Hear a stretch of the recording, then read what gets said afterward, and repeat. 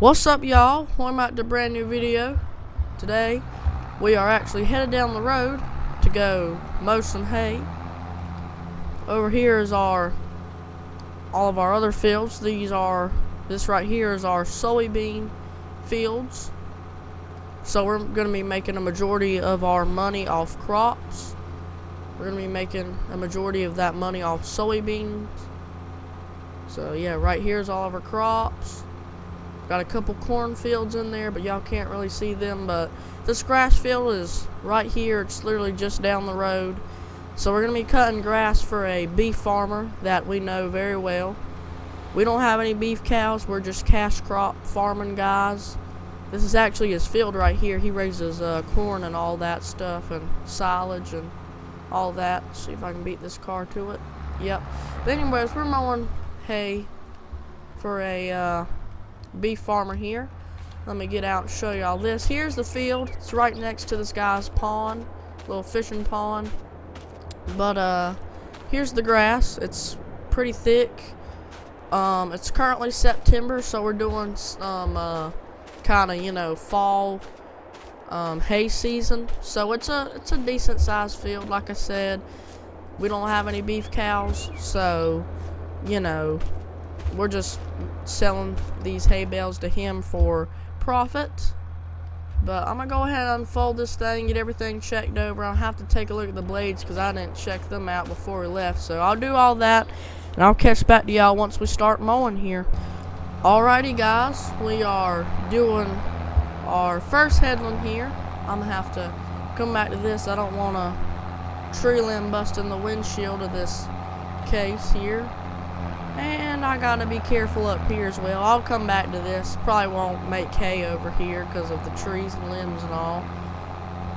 But yeah, I'm not really doing a good headland here. I'm having to skip a lot of parts because I don't want to be trespassing or anything. Luckily, we know this guy very well, so he knows that we're farmers and this is our job. So yeah, we're very good friends with him, so he lets us kind of use some of the space in his yard to turn around and all that. So yeah, that's definitely nice, but we'll have to come back and clean all that up. And there we go. We'll lift this up. So we got our little headland done. Trying to run in this dude's field, but yeah, our first headland's done. Now we're just gonna be doing back and forth rows. This field, it will not take me long to mow this field at all. Honestly, I probably won't even come back for that. It's not even worth making hay off of. I don't want to bust a windshield on a limb or anything. But yeah, it will not take me long to mow this field. Once we mow it, we'll head back to the farm and go get the rake. So I'm gonna finish up mowing here, and hopefully I catch back to y'all once we're headed back to the farm to go get the rake. Well guys, just to give y'all a little update on how things is going, I really don't think we'll need the rake. We just have the rake on the farm, so if we're not getting kind of a good cut, you know what I'm saying, grass isn't as thick, we usually make bigger windrows with it. I mean, we could rake this, but the mower already puts it in a pretty good rake. I mean, this mower, it already puts it in a pretty thick row. And this grass, this is some pretty thick grass here as well, so I really don't think there's much use for the rake here. So I'm probably gonna just get to the baler. This grass is it's pretty dry right off the bat, so I don't know if I'll have to let the moisture dry out or anything like that. I should just be able to bale it. Plus, even if it is too wet, I'm just gonna go ahead and bale it and leave the hay bales out in the field and let the sun dry the hay bales out.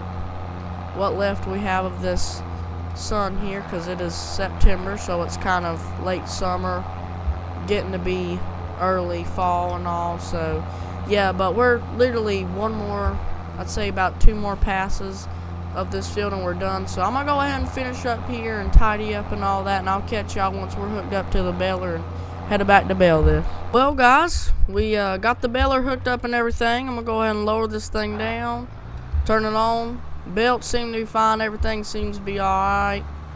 I'm gonna go ahead and start baling here. Like I said, the stuff is pretty thick, so I doubt we will need to Looks like it's full. I doubt we'll need to rake this. Like I said, this stuff these roads do look pretty thick and all. So yeah, probably won't need any raking done to them. They're already pretty thick. We're making pretty good sized bale here as well. I'm gonna go ahead and hop out, show y'all this bale. Like I said, it is a pretty good sized bale. So that's what we sell to the guy that buys them for his beef cows. So we make sure to make him a pretty good sized bale for his cows, because he has black Angus cows, so they eat quite a bit. But I'm gonna just bale this field up, and I'll catch back to y'all once I'm done baling. Well guys, we are finally done baling. Just wanted to give y'all a little look here. This grass we had some pretty thick rows. We made, let's see here, 1, 2, 3, 4, 5, 6, 7.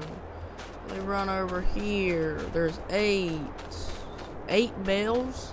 So this tiny field alone gave us 8 bales. I mean, that's pretty good. We're gonna make some pretty good money. I mean, I might have possibly miscounted. I'm not the best at counting bales, because some of them like to hide, you know what I'm saying? But we gotta head back to the farm. I'm gonna go grab my Ford 250 Power Stroke, and I'm gonna hook it up to our gooseneck trailer. And I actually forgot to show y'all, but we actually own a John Deere skid steer. It's a 333G skid steer, and we use that for just shoveling things. We use it for projects like building projects. We use it for picking up hay. Mostly we use it for picking up hay. Also we use it for picking up seed pallets and everything, and putting them into the back of the planter and everything like that. So we use it for a various amount of reasons, but mostly it's for hay. So I'm gonna get the skid steer loaded up on it, and then I'm gonna unload it and load those bales up, leave it out in the field, and then once I go give those guys the bales, he's gonna pay me, and I'll go pick it up and take it back to the farm. But first we gotta, you know, drop this off and put it in the shed. Then we can go get the 250 Power Stroke, hook it up to the gooseneck, get the 333G on there, and we'll head back to the field and start loading. So I'll catch y'all once we got everything like that settled. Well guys, I'm in my 250 Power Stroke here. This is my personal truck. I've got the 333G loaded up in the gooseneck trailer. We're headed back down to that field. We're gonna start loading. Probably won't get it all finished today, but I'm gonna start loading. I'll probably call Dad down there. He'll probably run down in his old Ford and probably go haul it off, and I'll just be sitting in the skid steer down here waiting for him to come pick me up. So I'll let him go sell the hay bales once I've got them loaded. But first I gotta load them up and then call them down here. And yeah, I doubt I'll get all this done today, but I'm gonna go ahead and start on it. So let me go ahead and unfold the trailer, put it about right here, hop out. Gotta undo these straps here. Right, let me undo these straps. Let's hop up in this thing, turn this thing on. Here's our John Deere 333G skid steer. It's a great skid steer. Before this, we originally had a Bobcat, but we put a crap load of engine hours on that thing, so we traded it in. Surprisingly, we got somewhat decent trade-in value for the amount of freaking hours we've maxed out on that old thing. But yeah, we got this one now, so I'm gonna go ahead and get to loading. Hope you guys enjoyed the video. I'll catch y'all in the next one.